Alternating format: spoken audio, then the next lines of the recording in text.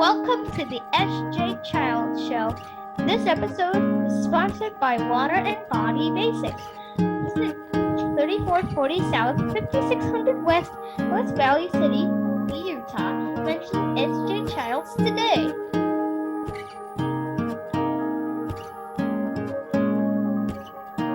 Hi, and welcome to the SJ Child Show. I'm your host, SJ Child. So today I have a friend, a mentor, and just an all-around great guy, Phil Better. Thank you so much for being here today, Phil.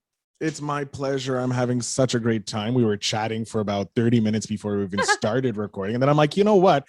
I'm about to jump in and do some major help for you. And I think it'd be wise if you had this recorded so you wouldn't forget. And it would make me look smarter than I actually am.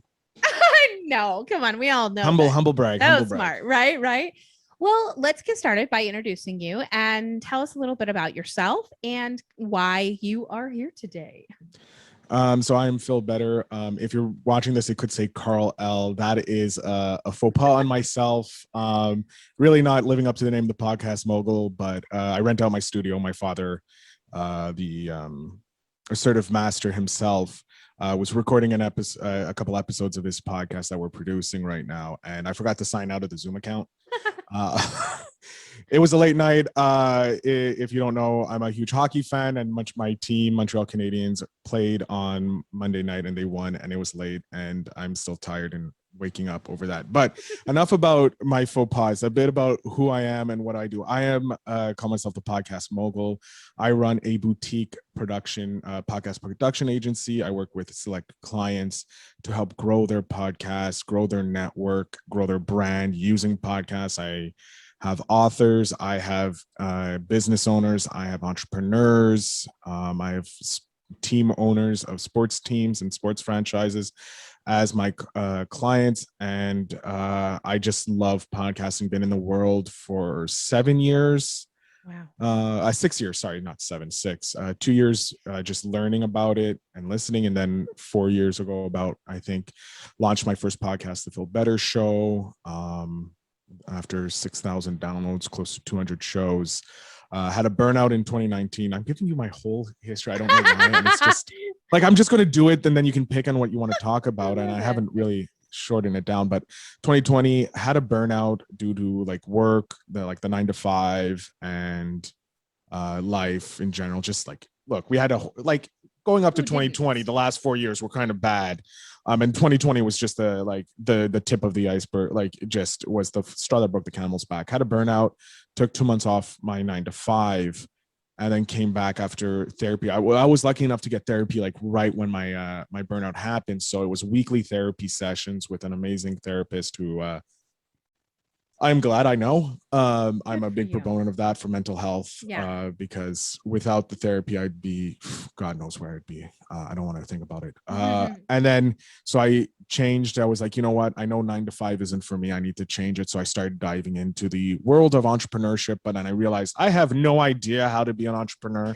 Coming from world of 9 to 5ers. My father was a 9 to 5er. My mom was a stay-at-home mom, and then she went to work 9 to 5. My sister, my aunts and uncles, none of them were entrepreneurs. Didn't have any entrepreneurs. Looking back, I did have entrepreneurs in my network, but I never thought of them as that because they were my friends, and they just started a business, and so it was a business owner, not an entrepreneur.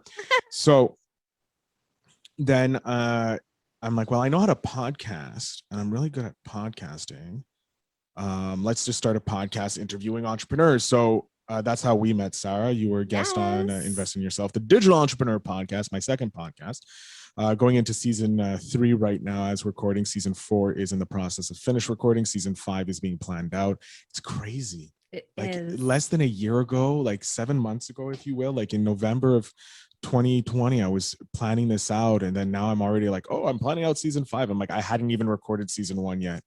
So launched that, and then in March of 2020 launched my production agency with my first client, Lloyd Ross, and got him into top 9 in Australia all time in the how-to category, as well as now he's top 8 in New Zealand in the same category. So he's banging there, and in the top hundreds in a lot of other categories across the world, actually but his main focus is Australia because that's where he's from and that's where his base is.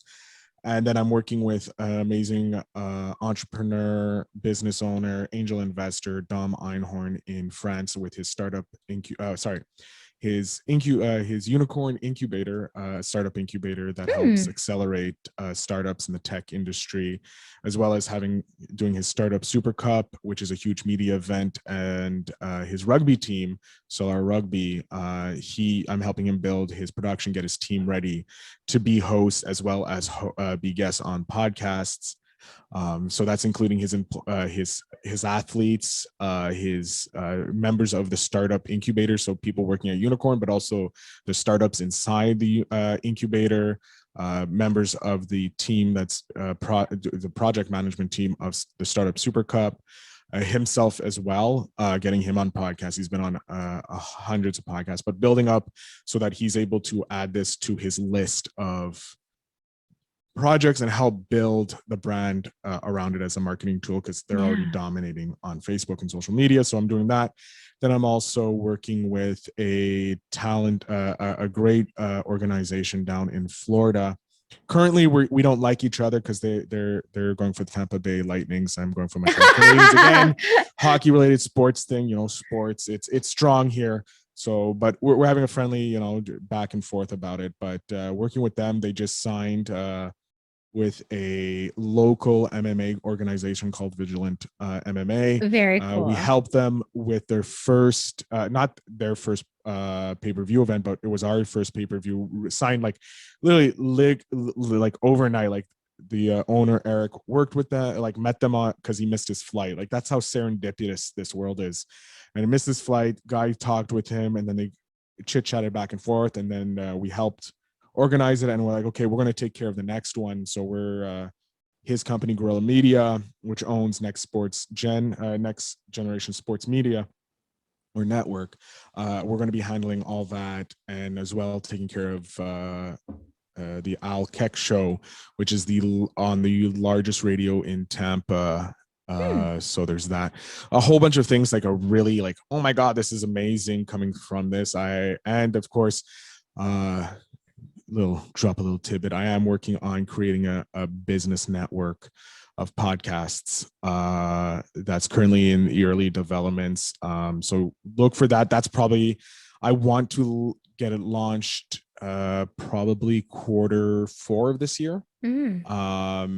But it's right now just trying to find the right members of the organization to bring into places. I have the people for the background. It's now finding the podcasts that can help elevate the games. I'm kind of doing that with Eric down in Tampa. So it's time to flutter the wings. Everything's kind of in place for the network to like, all branding is coming along in that, but it's now, okay, I need to have those meetings. I now see that people want to be part of it. Like as yourself, you mentioned that you would. And that's just great, because it's like you have a very interesting, and it would be great for more thought entrepreneurs that want to become thought leaders. Would be great on your podcast, because you can talk about some of the struggles there, and it's a nice showing a third dimension of entrepreneurs. They're not just ruthless money grabbers, or they're not known for their particular talents. They have someone they know with a difference, if you will, they can come on your podcast. So there's that. Yeah, absolutely. No, I love that. And I from you have gained so much knowledge, so much, things that I have to work on, so many goals. So it's wonderful. You bring so many wonderful resources to the community, to the podcast movement community, and all of that. So thank you. Thank you so much for doing that. It's my pleasure. Well, what about, when did you kind of know, like, this is it, I'm not going back to work? Hold on. What time is it? So I knew last year, probably March, April, we'll say, that I was like, okay, I need to figure an exit strategy out of the 9 to 5. Because it was like, nah. So like, then it was like, okay, preparation, like what Abe Lincoln said, if I had 3 hours to cut down the tree, I would spend the first 2 hours sharpening my axe. So I spent I'm like, okay, I decided, the 2021, my birthday, my 36th year, I'm going to be fully independent. I wrote out a goal. I was like, okay, this is what I have to do. And then it was like, okay, preparing, like beginning. And then I was like, okay, I know what I need to do. I have to become an entrepreneur. How do I become an entrepreneur? Okay, time to research entrepreneurship. Okay, I'm ready. Like most of the entrepreneurs I learned from, they were like, sometimes you just have to kick down the door and go, hell, let's see what's on the other side. Without kind of having a full plan. You just have an idea of a plan. And so I kind of launched my production agency with an idea of a plan and not a full thought out plan. I was like, this is working, I think. And so far it's working. And I amaze myself every day. I'm like, I am technically an entrepreneur. Reminding yourself. Holy moly. Yeah. Snap, pinch yourself. And you're working. I'm doing my day job and you're working. You're like, this is not what I want to do. I have no passion for this. And you're like, yeah. And then you start questioning things, how they should be done. And then your work is like, we don't ask questions here. What are you doing? Yeah. And you're like, but check what this guy's doing. He's making a couple mil a year doing this. If we implement that and on our okay, don't want to be efficient. Okay, go do your own thing, Phil. Yeah, and then I started this year, started this season 4 of Invest in Yourself. I started asking entrepreneurs, what is the best book they would suggest for people to listen. And I'm stealing that from Tim Ferriss because Tim Ferriss does it on his podcast, and he added it. I'm like, that's a genius idea. And so what if I stole it from Tim Ferriss? It's allowed, So one book, actually, Tim Ferriss's book, a 4-hour work week, popped up. I'm like, okay. I'm reading that. I have Think and Grow Rich on the go, as well as another book. I'm drawing a blank, but I'm getting all these great books from these entrepreneurs, and I'm like, okay, I'm buying that one, I'm buying this one, this looks good, and I'm realizing you're stepping up your game. Some of these books are just a simple read through. It's like a memoir, or they're like a blueprint, you have to do this, and this. And so some of them you read them once through and you're like, okay, this is good. And then another one, you read it through because I have a habit. I have to finish a book before I start doing anything in the book. It's annoying. So I read the book and I'm like, okay, that's cool. And it's like, well, you need to do this. And I'm like, no, but I want to read. And then I turn the page and it's like, I completely forget what's on the, I had a task to do. So it's like, okay, I just read. And usually the second read through, it's like, okay, now I do this because I've already completed it. I already know what the next step is and all that. So it's like that instant gratification that I need from reading. So some books I read 2 or 3 times in a row before I like, oh, that's what it means. Nice. But it's just because I'm slow. I think you're doing amazing things and I appreciate it. So yeah, Thank you. our episode was really fun. And it was one of the very first ones that I had done personally, which, really allowed me to gain my experience and become the best hostess I can be.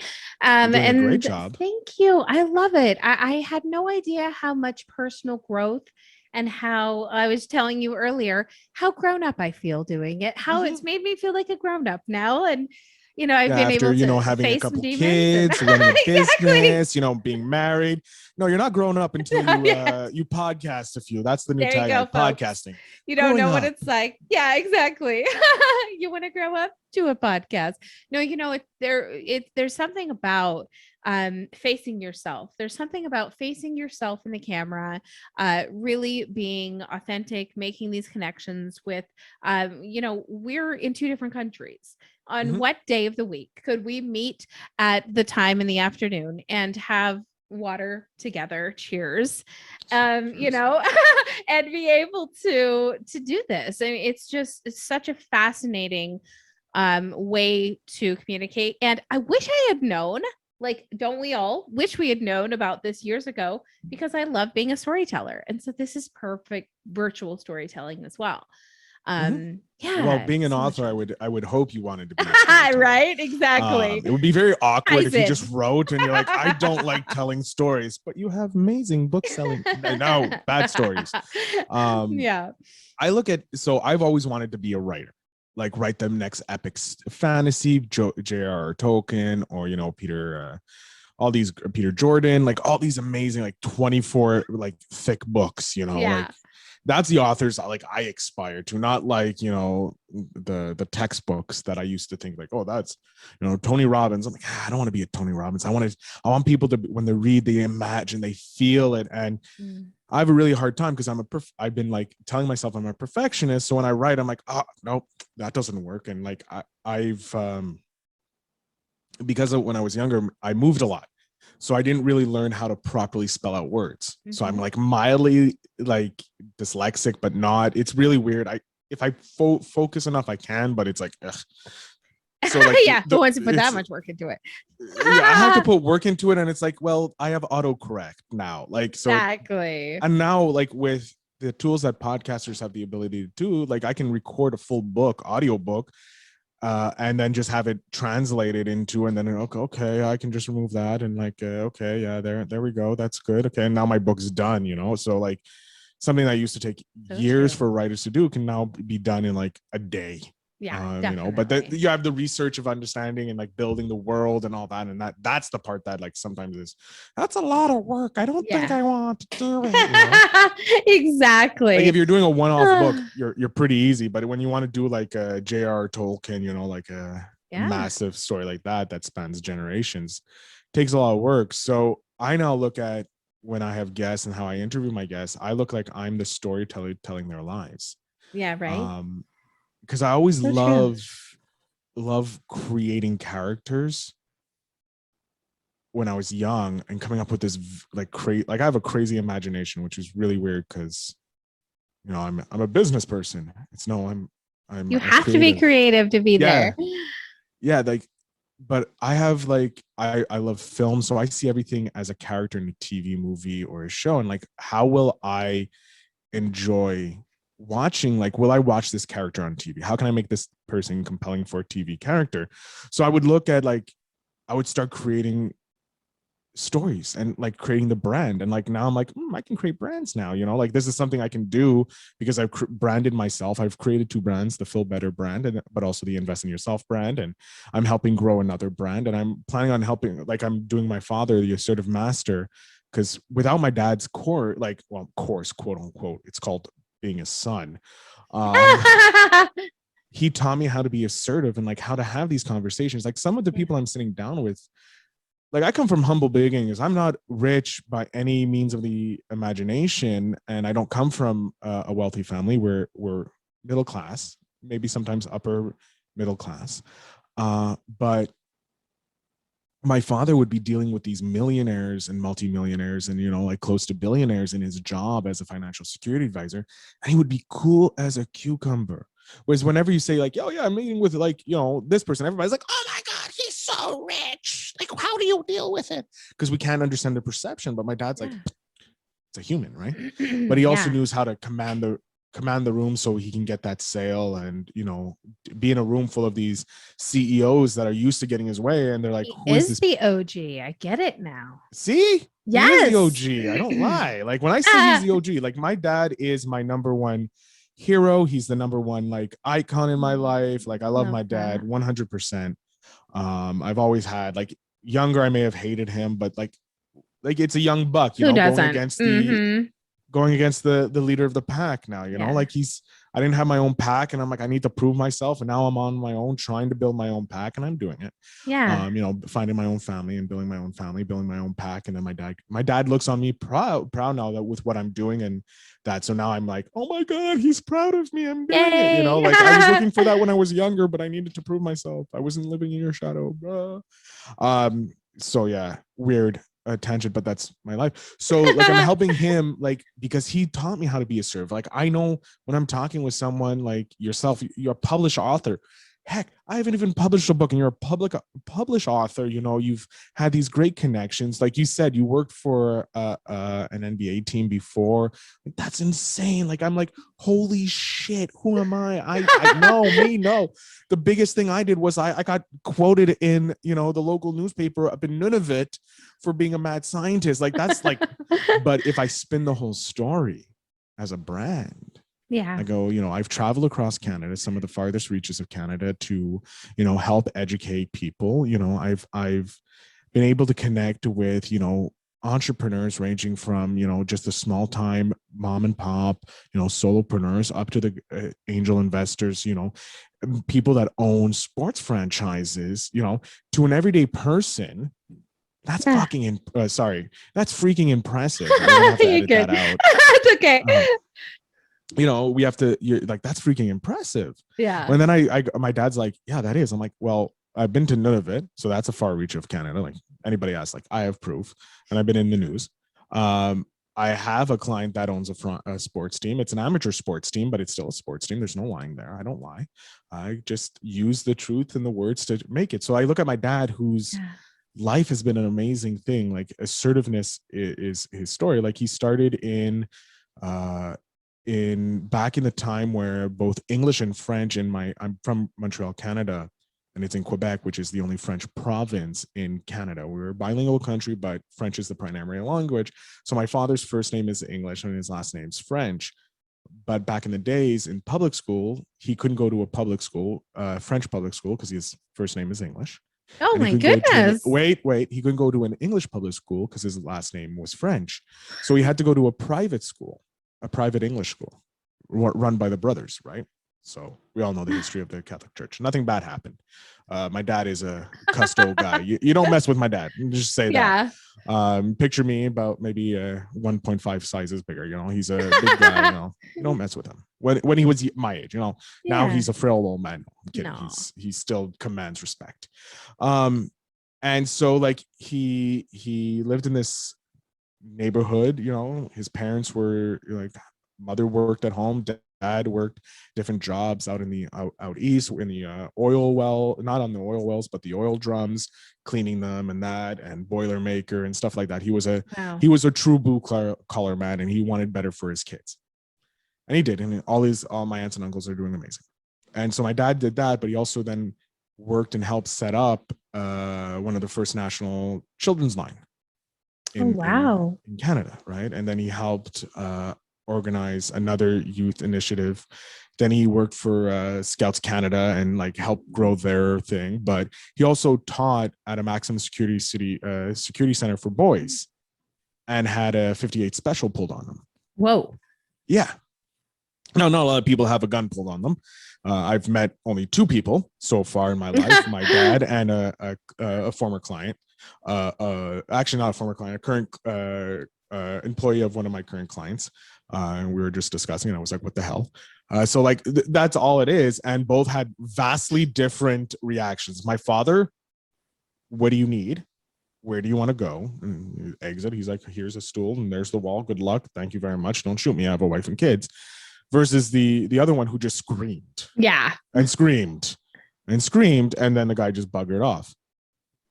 But like, that's just part of my dad's, like, my dad has told me things that I'm not allowed to repeat that has happened to him while he was setting up some of these things, and it was like, oh shit. Like even I would be like, I think I'm tough. And I'm like, no, legs gone.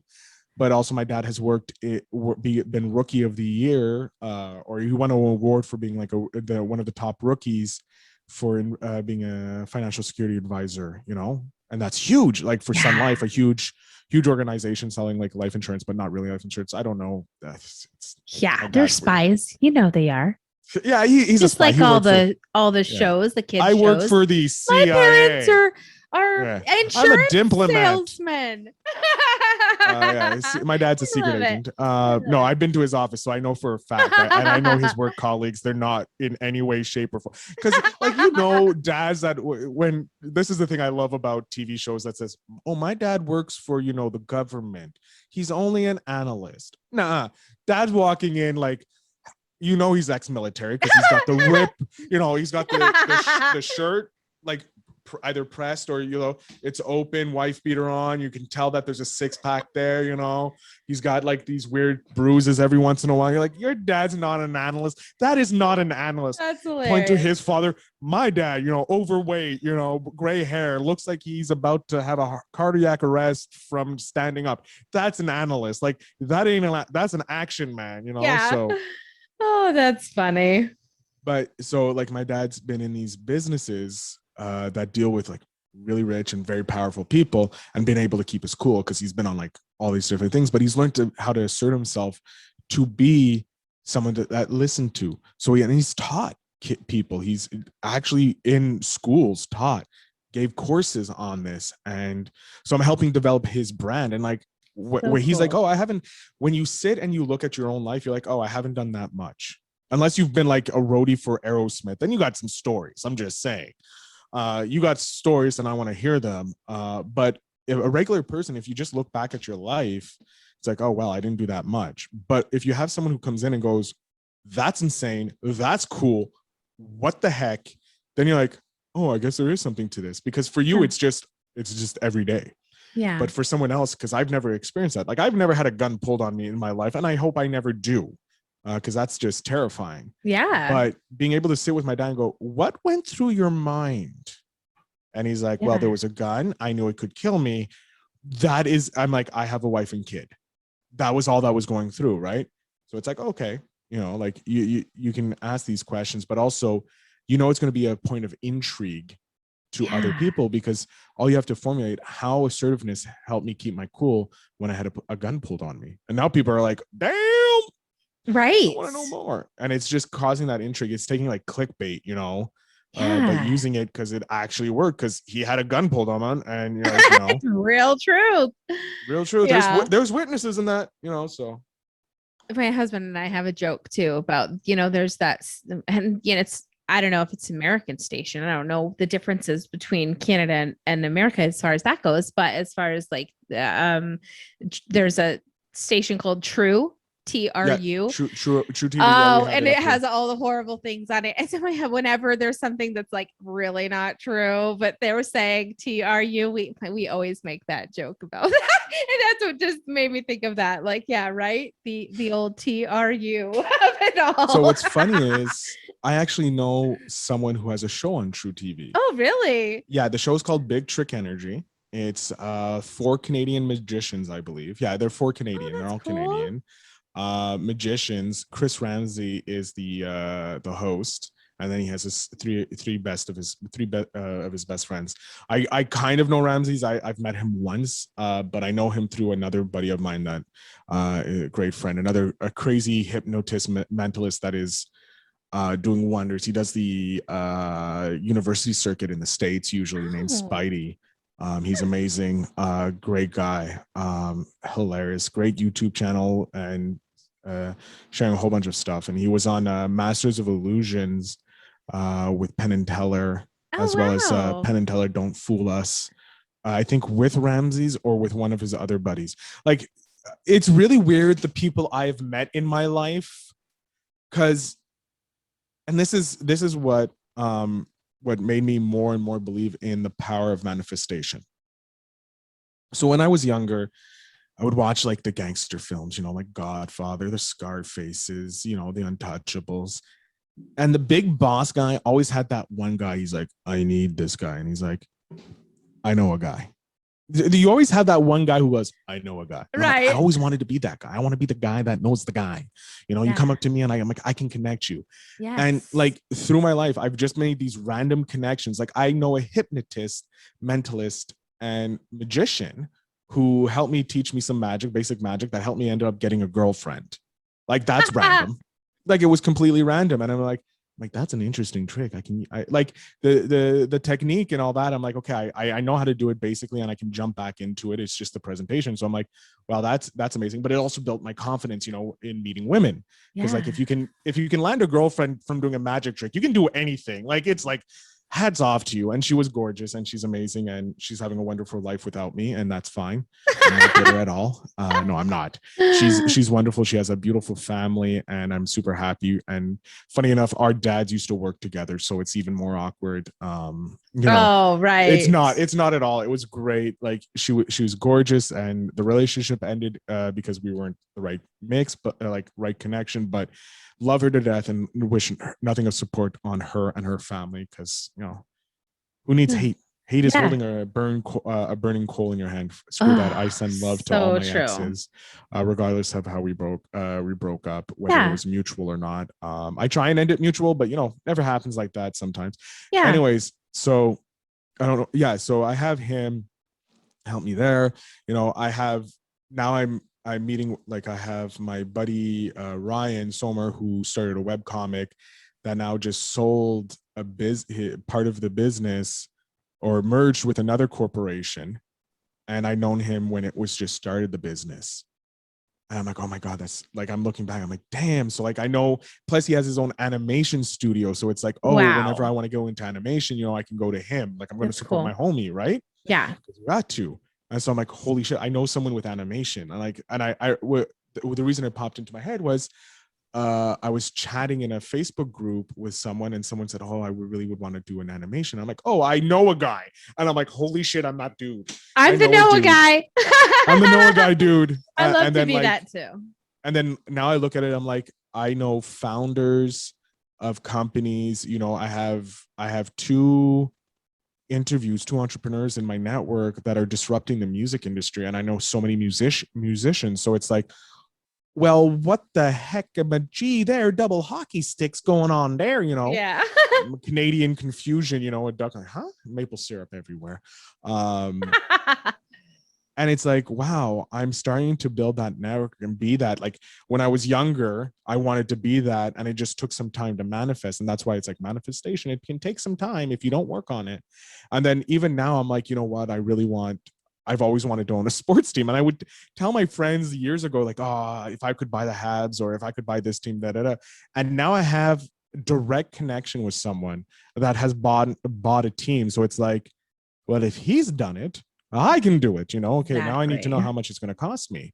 And then I can find some, amateur team, buy them and help build them up, and then be like, yeah, I own a team, follow. And exactly. He'd be more than happy to like guide me, because I'd be like, okay, he did this, I'll do this, and boom, it's done, And so that's amazing. And like, I have a millionaire friend out in Australia that we chit chat, that I am looking forward to going visiting, because I want to see Ozzy. And he's like, yo, I want to help. He's like actively trying to help me build more wealth. And he's like, I want you to be money. And so it's like great seeing him want to invest in me. So one of the books Lloyd talks about is A Rich Dad, Poor Dad, which is an amazing book, which I need to reread it. I read it years ago, and I'm like, during the housing boom, right? Like, I'm going to go into a housing boom. I have no money. I can't go into the housing boom. I'm going to walk away now, thinking, oh, this is the get rich quick scheme. And it's like, not such thing. So I'm going to reread that. But I'm like, wow, this is true. Like, I always wish I had a rich dad, or I always like, I manifested this. And then I'm like, my client in France, Dom, I'm like, he's like my rich dad, because he's going to show me the techniques, how to build companies that create the infrastructure so that you can build on top of. Yes. And then I have Lloyd, who's like my rich brother or cousin or uncle, if you will. He's not that much older than me, and we're still trying to figure out if he's my rich brother or my rich uncle. Or cousin, and like, he's cool with it and joked about that, but he's like teaching me like more basic stuff that would help me automate, and just like, okay, this is how you just make, which I can then take and teach other people, which just creates like this great infrastructure. So it's networking is like this powerful drug or powerful tool, if you will. And podcasting is that on steroids, because it's like, funny enough, I was like, you know what, I have to start using my LinkedIn connection, because I have a lot of people on LinkedIn, like a lot of business people in LinkedIn. And I'm like, I'm kind of terrified to start spamming them, because you start adding people on like Facebook, and you get spammed with, oh, you should do my course, or you should join my thing. And I'm like, oh. And LinkedIn is kind of getting like that. And I'm like, I don't want to be that spammy person. I want 100% open rate, but I just also want to make those connections with people. So I sent out 3 messages today, just like, okay, I'm going to do this. You have to psych yourself up. Like getting someone on a podcast is super easy for me, but like having a conversation about, hey, do you want to have your own podcast? Like that's nerve wracking of all hell, but I'll jump out of a plane. Like my fears are very weird. So priorities. It's like, oh, Phil, you want to jump out of a plane? Yeah. You want to jump on a bucking bronco? Sure. Phil, do you want to write this letter to sell yourself to get clients? Yeah. No. Yes. I'll No. stay away Can from that. I can take door 3. Like, is that pit to hell? Like, I'll take that. For some reason. And it's just like, because I've never done it. Like going back pretty much, going back to all the way to the beginning, a long tangent to say why I wish I worked in retail is because then I would have the ability to already sell something. Like I don't have that self. Like I can sell from this straight beginning. Whereas now I'm so in the conversation networking world. It's like I can't sell you something unless I have like a 13-hour conversation with you. And then you're like, you know what? You know your shit, son. I want to go with you. That's how I do it, like, yeah. And that's where the world's kind of going right now. But sometimes it's like, no, I need that quick sale. Yeah. Daddy's got to put food on the table. Exactly. But yeah, no, podcasting. So as I was saying, I sent out 3 messages going to these 3 different people in 3 different niches. One's a financial security advisor. So I'm like, oh, I know stuff about that because my father and I've interviewed people already. Then I have this growth hacker. I'm like, I want to talk to you because, I want to learn about growth. Yeah, it's interesting. And then I have, I can't remember the third guy because he hasn't gotten back to me yet. But I sent 3 messages saying, hey, XYZ about this, like something personable, because that's what it is. You have to be personable. And then I copy paste of a common thing with the ending, looking forward to chatting with you. Yeah. So like, that's what it was. And I'm like, okay, let's just try this. So go on this profile. I'm like, oh, security advisor, I know this. So I'm like, hey, I run this podcast. It's about it's the Invest in Yourself Digital Entrepreneur podcast. It's for entrepreneurs to learn like how to from experts in their field. I do have an expert coming in that deals in the financial security world. I would love to be able to pick your brain for maybe a question that could benefit, like, help grow the conversation to a more organic, nice place. Something that, isn't something normally asked and you wish was more asked for, or if you would be interested in being a future guest. Yeah. And so I sent that to one guy and then to this growth hacker, somewhat similar to that.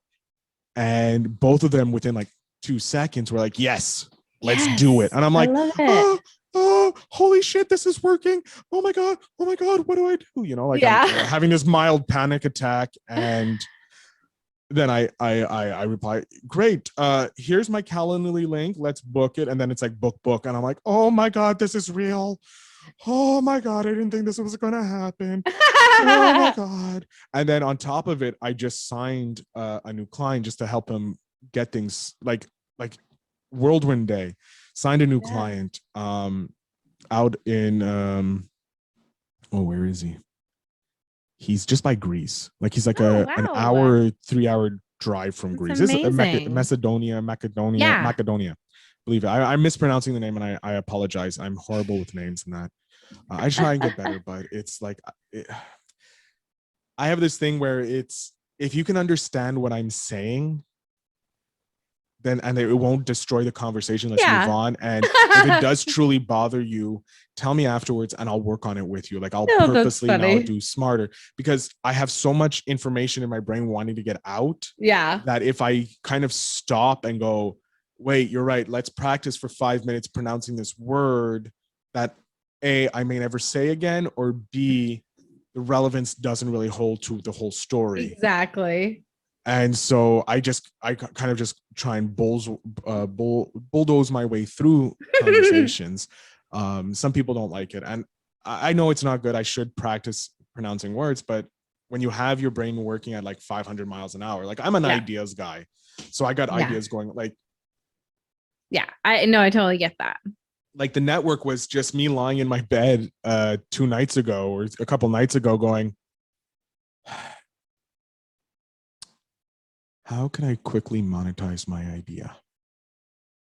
If I had a network and like I had watched, I had a conversation with Donnie Bovin last year or the year before, I think 2019 or something like that. I tried to start a network before and it failed miserably because no one in there really understood the business side. We went in and no one lost money or anything like that. Or if we did, it was like peanuts. Then he had dropped. He's like, why don't you have people pay you? I'm like, in podcasting world, that's kind of hard, right? And I didn't have the infrastructure at the time. And then I now have the infrastructure. So it's like, why don't you restart that idea? So I was like, you know what? Before I start jumping in and doing everything like that, let's see if there's something here. So I posted like 3 a.m. I'll be honest. I was high. High on like I was like coming off my high, but I also was so exhausted. My body was just drained because I had just done a massive editing session and I had a full day of podcasts, and I was like, okay, I'm done and I'm relaxing. But sometimes my brain just like, I'm lying in bed and my brain won't stop unless I do, like, if it's an idea, if I don't write it down so I can remember it, because I have like pads of paper everywhere and they're notes and I really should organize them, but I come to them randomly. You and me both. I come to them randomly, like, oh yeah, I remember this. And then it's like, okay, let's off to the races on this idea, And so I've kind of condensed them in, like, I do now have Phil's book of random thoughts and goals. And that's literally, this is the pad I go to. When I have a random idea, I just pull out a page, write. I have one for when I'm interviewing guests. I have a book of timestamps for my editor. I have a legal pad that's just ideas. Like if I'm in a meeting with someone, I'm writing down ideas. Then I have the business idea book, which is just for Feel Better Inc. And like, so literally the network started in a business idea, just like Feel Better Network or some sort of like a page just full of like what should be in there. It just stayed there. And then it's like, and then I laid down and I'm like, okay, boom. And I was just like, I could write this post out, or I could just like and refine it later and come back to it another day, or I could be like, let's just friggin' test it. So I jumped on, went into one of the first groups I saw, posted the thing, boom, and I was like, all right, time to go to bed. We'll look at it in the morning. Forget about it. If it doesn't work, it's just another post on the internet, and who cares? And then it blew up. Yeah. More than I expected. A lot of people were interested. I started putting my link in, and it started like going great. And I had the first meeting today with one of the guys, a huge podcaster. So I know there's interest in it, and I'm looking forward to it because this is going to be a potential win for everybody in it. The first probably year or two will be a little lean, if you will. Yeah. Because it's like, okay, gotta build things up. Yeah, got to build things up. But I have the strategic partners in place now that I think can benefit everybody involved to take it to the next level. So that's something I'm really excited about and moving forward for the network. But it's just like, I've now come to the conclusion, because I'm such an impulse-driven person as well, that I need to, when I'm starting getting the impulse to do something, I just have to do it. I need to stop what I'm doing and just go and do it, because if I try and go, no, I'll do it later, the impulse is gone and it's never coming back. Yeah. So sometimes it's like, okay, I'm going to edit podcast episodes, and it's like, boom. And I'm just like editing. I don't know why, but I'm editing podcasts, and I'll do as many as I can and enjoy it as I can. And maybe you have like TV playing on in the background or YouTube on my computer and Or it's like, okay, Phil, you're writing. It's like, okay, I'm writing. Or it's like, okay, Phil, you're reading. Like I could be in the middle of editing and it's like, I want to read now. And it's like, okay, save. And I'm just off reading because I need to do it. My body's like, this is what we need. Or you need to sit and watch 2 hours of a movie because you just need to cleanse your brain of activity or something. And so it's like that. And I'm learning less and less to use my phone. I'm calendarizing my whole life. I had an interview with another entrepreneur. I cannot remember his name, but I took the notes. He's like, if it doesn't go into my calendar, I live by my calendar. Like everything goes into my calendar. I'm like, I have to start doing that. So I have my Google Calendar. It's on my phone. It's on my computer. I know exactly, like, this meeting popped up and I'm like, I haven't got the Zoom link, right? But you had sent it to me yesterday, but because yesterday was a complete shit show. And I woke up, like, I ended up going to bed at like 4 a.m. The sun's rising. Oh, sorry, closer to 5 probably. The sun's rising. And I'm like, I should really go to bed. So like I mosey off to bed, like do my teeth, go into bed, crawl into bed, pass out. My alarms go off at 7 o'clock in the morning. Oh, great. Yeah. So at 7 o'clock in the morning, my alarms are going off, right? Like 7 o'clock. snooze. 7:15, snooze. 7:30, get out of bed, turn off that one, walk over to the other one, turn off that one. I'm like, 9:00. Right. Change it to 9:00, crawl back into bed, pass out, wake up at 9:00. And then it was like, okay, what do I feel like doing? It's like, okay, let's do this. Let's like warm up, because I'm still half awake. And then it's like, no, you have a meeting in like 20 minutes that you have to get ready for. So it's like, all right, shirt on, splash water on the face, do the bath, the airport shower to look somewhat awake. And then I did the interview, not the interview, but the meeting with the potential network member. And it was just fascinating to talk with him because he's at a different level of success than I am. Yeah. Like his success in one way is less than one of my successes, but also he has a major on another success that he has, but we're equal because we have different knowledge base, like I use, it's great. Like he's an author turned podcaster, whereas I'm a podcaster turned author, and course creator and stuff like that. Yeah. But because of his author's royalties, he was able to invest and speed up, whereas mine is all organic. Yeah. And then I look at so it took me about 3 years to get to 5,000 downloads on my first podcast. Yeah. I feel like I'm monopolizing this conversation. It's just like, well, the Phil did this, and I'm getting self-conscious. It's about I'm like, you. I know. I'm not you. So this is the thing. As a podcaster, as a podcast host, when I do interviews, it's all about my guests. Yeah. I get that.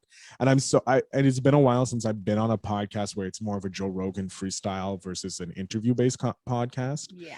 So I'm over here trying to be like, I'm in my head, I'm like, because I'm in my studio, so I'm in podcaster mode. So for me, podcaster mode is you're a host. You don't talk. You ask one question and pray to God that your guest just continues to talk forever. And then you never have to do work again. Oh, that's funny. That's the podcaster dream when you have a guest like me. I'm the perfect guest. You are. You ask me a question and I'll go off on tangents about 20 minutes, maybe answer the question. Like, I don't know what the question was anymore, why I'm talking, but go all this. And then you're like, I just asked him how his day was. Then he went off talking about, these stars and the moons and how Seal is actually the king of the universe or something. I don't know. But all to say is podcasting.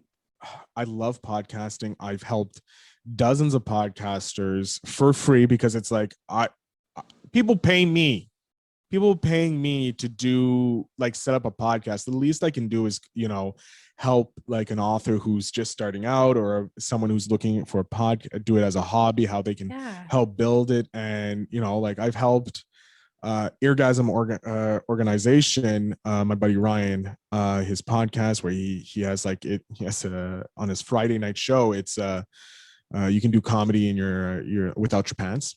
So it's like, so they're like comedians Zoom come on. Perfect.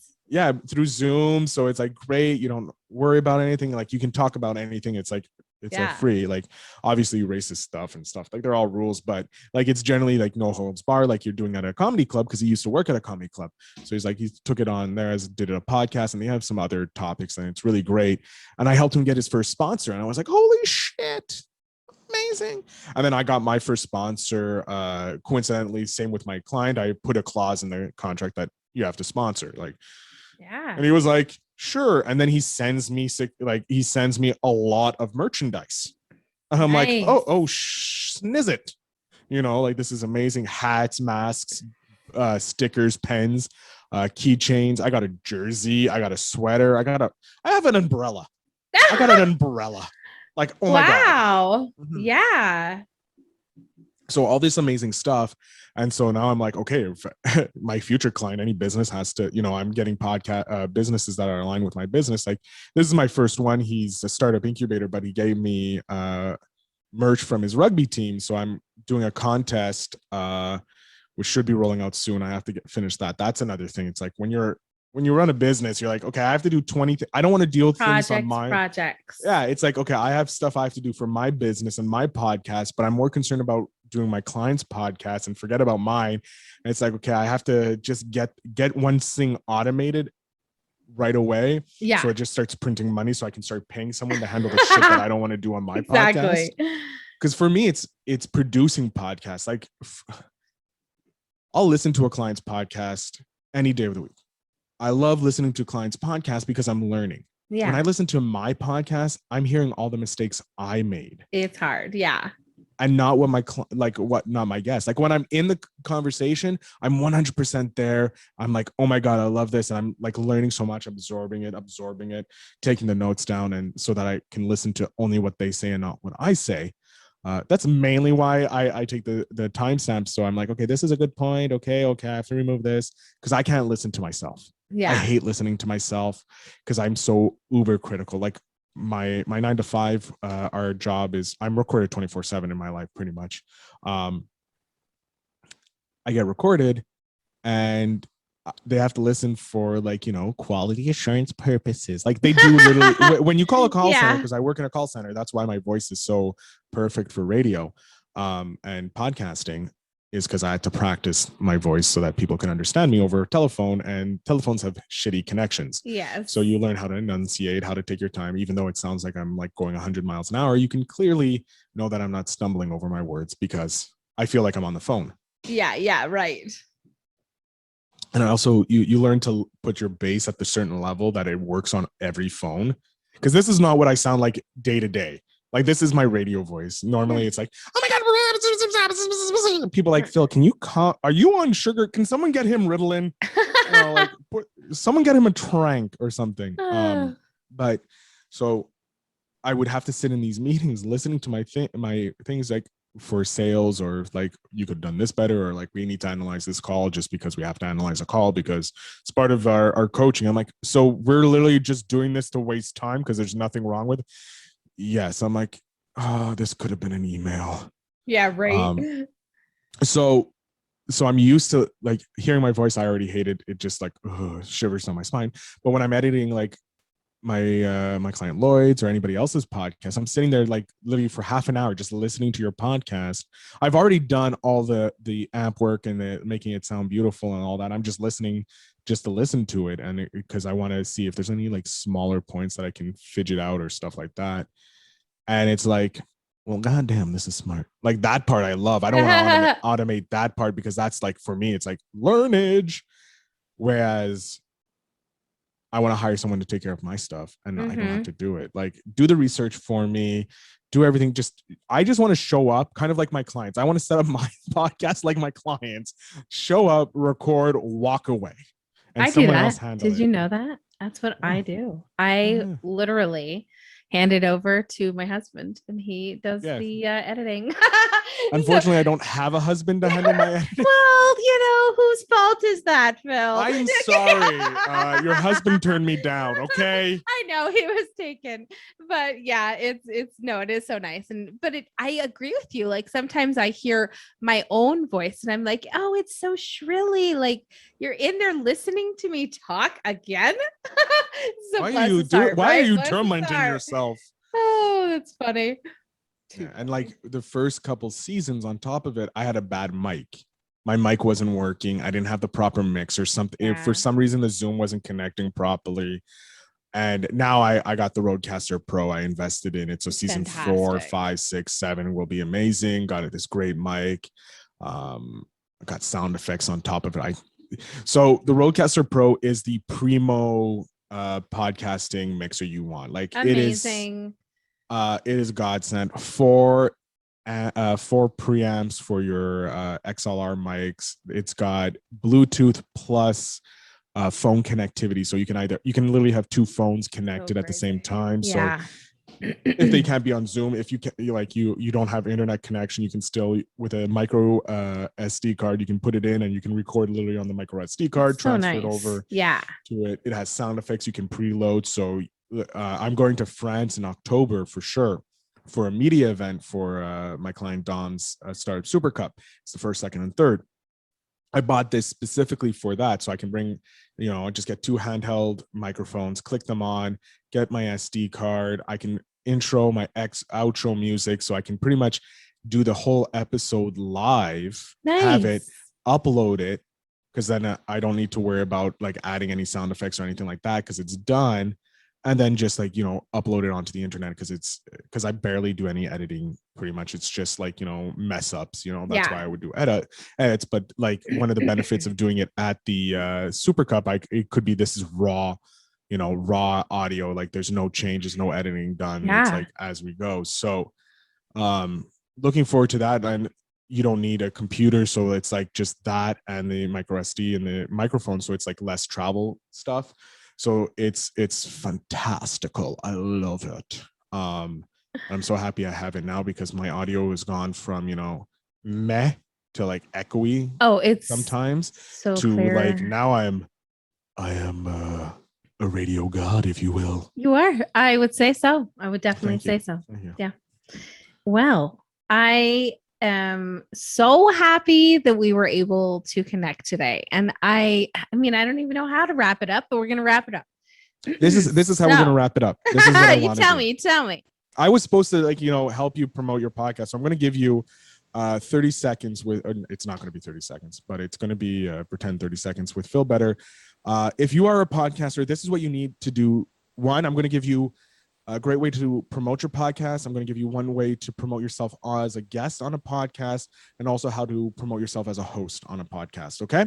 So first thing you're going to do as a guest, because I'm guesting here, is you always leave the audience that you're leaving with one way to get in contact with you. You don't give them 25 different ways to get in contact with you, because people are lazy.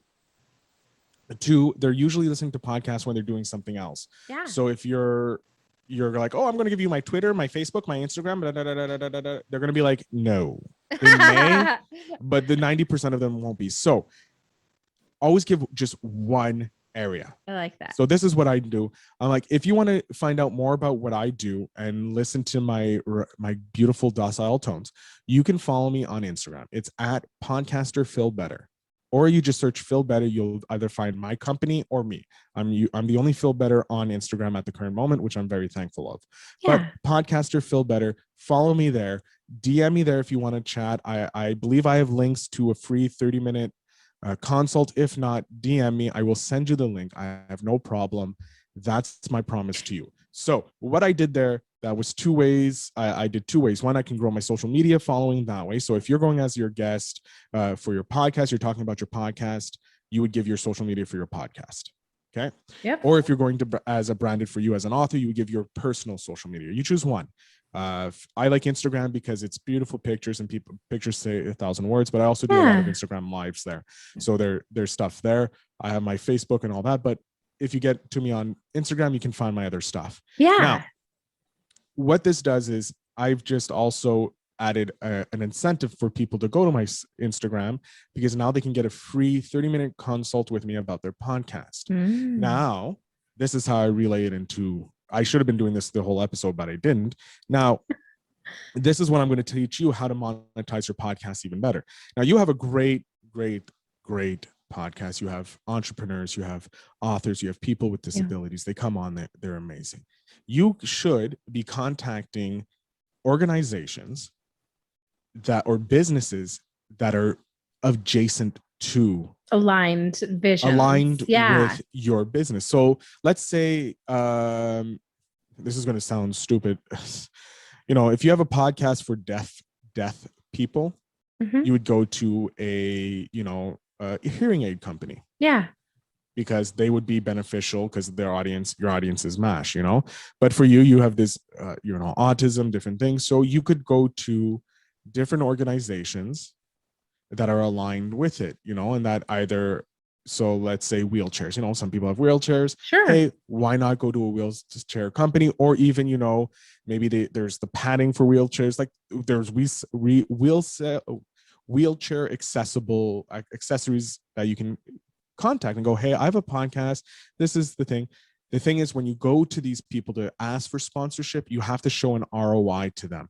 They don't give a crap about the reason why you podcast.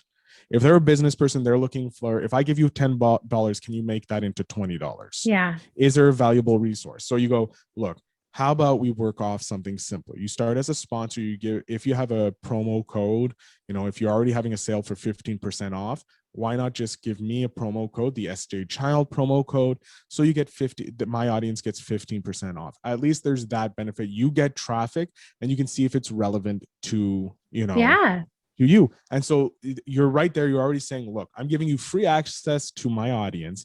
All I'm asking for is, you take this special, you're already sale and you're just making it special for me. And most businesses, it's a 20-second fix in my thing back end. Sure, no problem. Yeah. So right there, you go, okay, this is what it entitles. Like you say, you sponsor it, you give them, you have them give you the readout about it and what they want you to say, and then boom, and you do that, and then boom. Whether or not you make money or not, because they may not be like, I don't trust that you can convert some. They see that you convert one or two, and they're like, okay, that's good. Let's continue this relationship. Okay, cool. And then they see that you start converting more and more and more, and then eventually they're like, all right, we want to sponsor a whole thing. Or they'll say, okay, how much? They'll say, okay, now you can go, look, I've sent you back X amount. What about monetizing this? And if they're a good company, they'll say yes. If they're a bad company, they'll say no. And you go, okay, thank you, goodbye. And then you go to your competitor.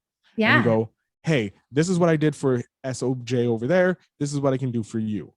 And this is what it costs. And you come up with something that you're comfortable with. And then boom, you've just monetized your podcast in a thing that's relevant to your audience. And it's not like, Manscaped, where you're talking like, I'm pretty sure Manscaped, you would be like, why are we having Manscaped? No, now you're doing, wheelchair accessibles, and it's relevant to your audience because everybody knows someone with a wheelchair. So that way you're also showing other companies, and you can do your research on like, there's articles out there of how businesses can generate revenue and how much ad spending is being done in the podcasting world. And like just hearing the name, Manscaped or Harry's or, loot boxes or stuff like that. Like these are crate boxes. I mean, these are all ways because they started on podcasting, Yeah. So you can do that. That is the fastest way to get your sponsor. Because once you have one sponsor, you can go, look, someone's sponsoring me. And then you go to someone else and you're another person, you go, it's going to cost you $200. And they'll be like, they're already paying you $200. They're already a big business. You don't have to say what they're paying you. You don't. No, that makes so much sense. One, like, look, when I worked 9 to 5. They didn't want us discussing our salary with each other. I'm not going to discuss what business relationships I have with different businesses. Yeah. That's simply all it is, and you start at a number you're comfortable, and then you grow with it. Like I always say, every month, double it. And then triple it if you want. Wow. Your choice, until you come to a point where the market will tell you no, or the market will tell you, oh, hell yes. Yeah, right? So that's how so if you want, like, that's just a simple idea. And I can help you with create the template and all that. That's something I'll do in the 30-minute call. So like, there's the value pack I just gave. I should have been doing that through the whole episode so people see it, but with helping you promote your podcast. And I also do like how to use your email list to grow your podcast, how to, use Facebook properly, how to use audiograms and all that stuff, and how to use Patreon. I have other things and all that. Either I've done or I've understood how other podcasters do it by asking them, because I'll email them, how the hell do you do that? And I'm like, oh my God, that's amazing. And we geek out over podcasting. And then I said that I hadn't done everything we talked about, and that is not true. So pat me on my back. I have now Buy Me a Coffee on the links down in the description below. So you can click the Buy Me a Coffee, and it actually says buy a book. So because you can, personalize it to yourself. So a little bit, one step, right? There you go. That's awesome. That Buy Me a Coffee is a great way. And now here, also another way to make yourself even more valuable as a guest. This is what I usually do. I go, ladies and gentlemen, if you've enjoyed this podcast at all, if you enjoyed some of the knowledge that I've shared, some of my story that I've shared with SJ, or you've just enjoyed all of SJ's podcasts, go down in the description, click on that Buy Me a Coffee. Buy her a coffee. It costs you, if we go by normal, coffee's about like $2-3 nowadays or something like that. Now, let's say it's $2 a day, 5 days a week, that's $10. If you just donate $10, you put in $10 for 1 week, that's a week worth of coffee. You can survive a week without coffee. Instead of going to, cappuccino, frappuccino, Starbucks, you make your coffee at home for a day and you just drink that coffee for a week, and then boom, look at that. You not only helped a creator make her business even better, because she's going to take that $10, she's going to invest it in the podcast. So either Facebook ads, hiring a marketing team or something like that. She can take that $10 and put it to building her podcast so it gets bigger and bigger and bigger. So that's something you can do. And what I always suggest as a guest is promote the other person's podcast. Like follow her on Instagram, follow her on Twitter, follow her on Facebook, follow and leave a review on Apple. If you're on Apple, leave a review, leave that 5-star review, because it's only fair. If you enjoyed, I'm going to do it right now. As soon as we're done here, SJ is going to send me the link to Apple. I'm going to leave a 5-star review because that's what my value is. I love it. And so, I'll do the same, of course. There you go. If I haven't already. You probably have. You're amazing like that. But here as a host, this is something I learned from an amazing podcaster, Richard Kaufman, who runs this amazing veteran podcast about entrepreneurship and that. He's amazing. He always asks his guests at the end of the episode to like and rate his podcast. Oh, I like that. So he's asking at the end. Sometimes he asks on air. I personally don't like asking on air because it's kind of like putting a little pressure on the person. But I'm someone like, pressure, let's go, jump out of the plane. But it's like you're sitting there after the interview. I usually have like the 5-minute cool down part, or we're still chatting because we're still on the high. And I'm like, hey, if you want, I would love for you to be able to leave a review of the podcast. You know, you can even say you're a guest and you had a great time. Looking forward to the episode dropping, whatever you want. And it works. Yeah, it works. And they're inclined to, because they want to see your success, because you have to remember, they're not just as narcissistic as you are, because they want to see they want their episode. They want their name out there. Yes, absolutely. No, and I love that too. I love that it's symbiotic, right? It's very, we have each other. We have to work with each other and have each other's backs for sure. That's all it is. Podcasting is a community of love. Love it. And sir, where could we go and find you then? It sounds like your Instagram. Are you going to give us that again? Yes. So the Instagram is at Podcaster Feel Better. If you want to look for the podcast, the one that talks about entrepreneurship, it's investinyourselfpod.com.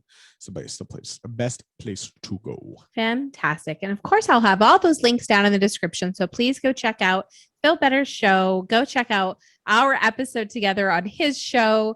And just learn more about how to become a better podcaster. And hopefully you got some great value out of the show today. Thank you so much for listening and watching.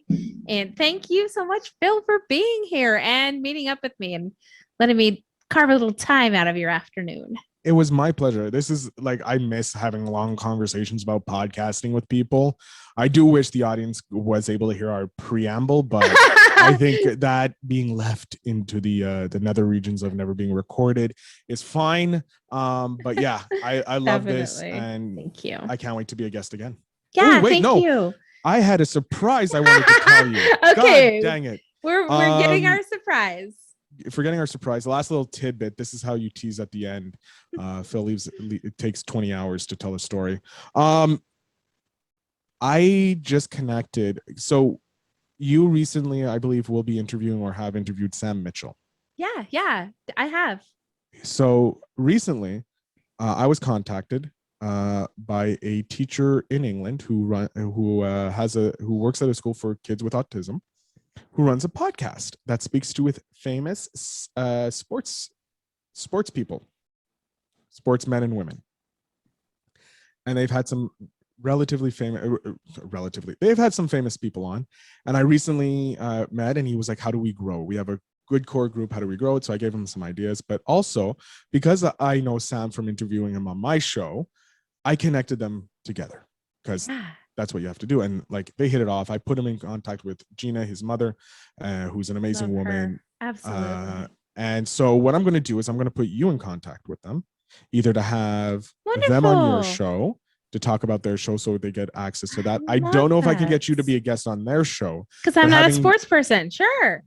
But having them on your show would be awesome, because you can show how amazing, like it's him and 2 of his students with autism on the show, and it helps them build confidence and communication skills. So I'm going to talk with him about that. And that's what I like doing.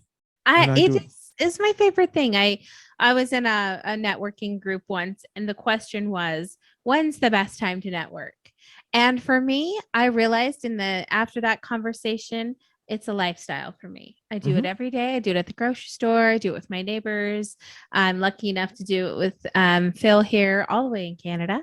So thank you so much, Phil. The roots are growing for you here. Exactly. I love it. I'm going to get a tour bus and just come and tour the Do SJ it. Childs tour. I love it. I'm looking forward to 2021. Oh, wait, no, we're already Exactly. in 2021, right? 2023. Give me a year. Yeah, there you go. 2023. Goals. Thank you so much for your time today. And thank you, everyone who is watching, like I said again, and come and visit us at both of our shows, the Invest in Yourself and Feel Better, and also the SJ Child Show. We'll talk to you soon.